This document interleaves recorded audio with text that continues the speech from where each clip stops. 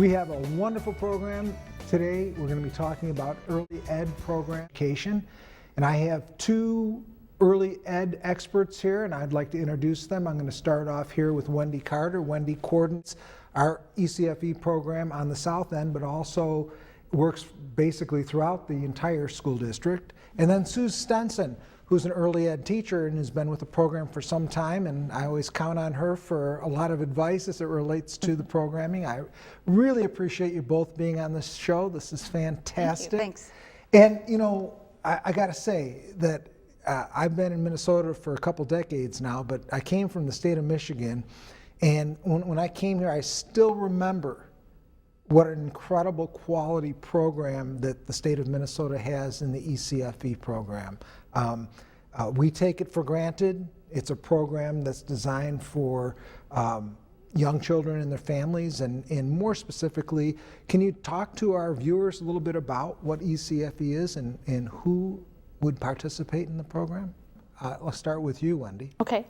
Well, ECFE is a unique program in Minnesota. It's state funded. It's a program through the school district that's under the community ed branch of the school district. And it really focuses on all children from birth to age 5, so all of the years before they would be going to school. We know that those years are critically important in a child's development, and so it's a great opportunity for families to come together, a parent and child, and participate in learning activities for the child as well as parent education. And Sue, from your perspective, talk a little bit about what ECFE is from your vantage point as a teacher and what it is that you communicate to the families. I think our teaching staff is unique in that we are licensed teachers, meaning that you have to have a 4-year degree, and many of our staff have master's degrees. And the licensing is in early childhood and parent education, so there's both components. There's an early childhood part that focuses on the children in the family, and then there's a parent education component that works alongside the parents. And an example of that would be, we would be working with different parents, and I'll use an example of an infant child and how they develop. They start out with just being, and then they start out exploring, and then they start out thinking. With that is a parent that is a nurturer, and then becomes the authority, and then the interpreter. And so oftentimes when a baby grows into that toddler, they start exploring, causing the parent to have to be more of an authority because of safety things, often causes a little bit of a disconnect, and so parents wonder, okay, how do I do that? Is this developmentally appropriate that my child's doing this, or is this just something that they're doing to bug me? And it's not that. There's very many, there are many developmental stages that children go through from birth to 5, specifically birth to 3. And so as a staff person, I would work alongside with both the children and the parents. And the specific component that I focus on is working with the parents. So in our classes, there is the parents and children come together for a part of the class. Maybe if it's a 2-hour class, maybe an hour of that is spent parent-child time. The early childhood teacher, we would team on that, and the early childhood teacher would have developmentally appropriate activities, always with the mindset of what is this child learning? What are some things that I can teach them in relation to literacy, emotional development, cognitive development, physical development, fine motor skills, all those things, even from infancy on, we're focusing on those areas. And so the parents have an opportunity to look at what are some different activities, how does my child do with other children. There's a circle time of songs, so you're teaching children how to sit in a circle, how to maybe focus on different things. Along with that, there's modeling to the parents, but we're getting to know the parents and knowing what are your needs as a family, how can we walk alongside you, how can we support you, what are some topic information things, how can we educate you as a parent, because our goal basically is to help you become the best parent you can be for your family. And I think our philosophy is every parent is the best parent for their child, and how can we walk alongside and help you. So I think from a staff's point of view, that is what gets us excited. That's what makes us want to work with families, and we get to see families and children grow both from a child development and a parent development standpoint.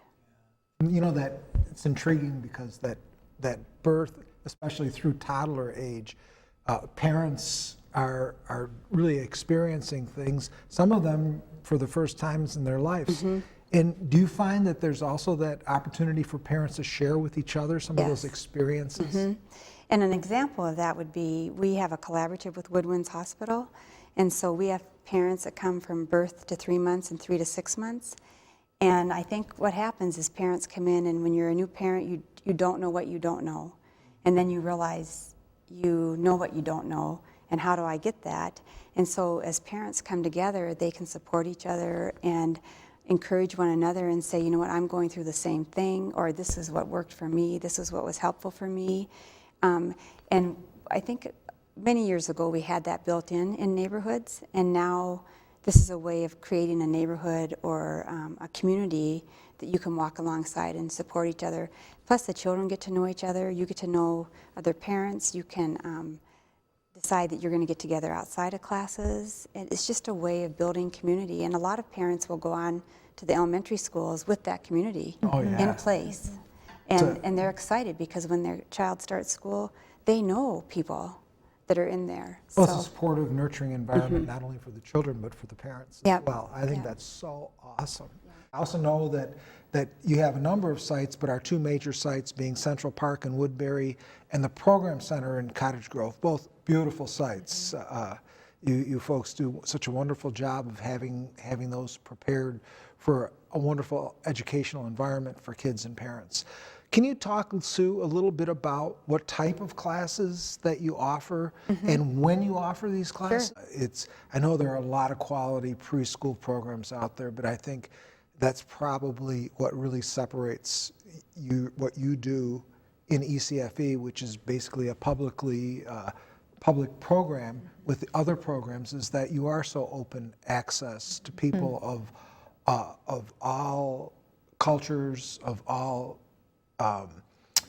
interest and income brackets. In talking about that, I know that you, in terms of special events, I know that you've got some stuff that's coming up. Is there anything in particular you want to talk about? Well, we're very excited about our upcoming Bunny Hop this spring. This is something new we're trying, and the Bunny Hop is going to happen on Friday, March 2nd from 5:30 to 7:30 p.m. At the District Program Center in Cottage Grove. We're really excited to put together a fun evening for families of all ages of children, and to be able to come and get in the classrooms and meet our staff and participate in lots of fun activities, music and art and learning, storytelling, all kinds of projects, snacks, and just get in our sites and take a look around and see who's there and come out for a fun evening. So we're excited about that. Yeah, I understand that you're going to have entertainment there, and you're going to have activities and crafts and reading, and also an opportunity to see the classrooms? Yes, definitely. We'll have activities in all of our early childhood classrooms so families can get out if they're not familiar with our site and take a look around and have their child have an opportunity to try out the activities and be around other children. Anything else that's coming up that you want to talk about? Well, we also have our annual ECFE garage sale coming up. Oh, yeah. And that's always a fun morning. That's happening on Saturday, April 21st from 9 to 12 in the morning at Cottage Grove Middle School.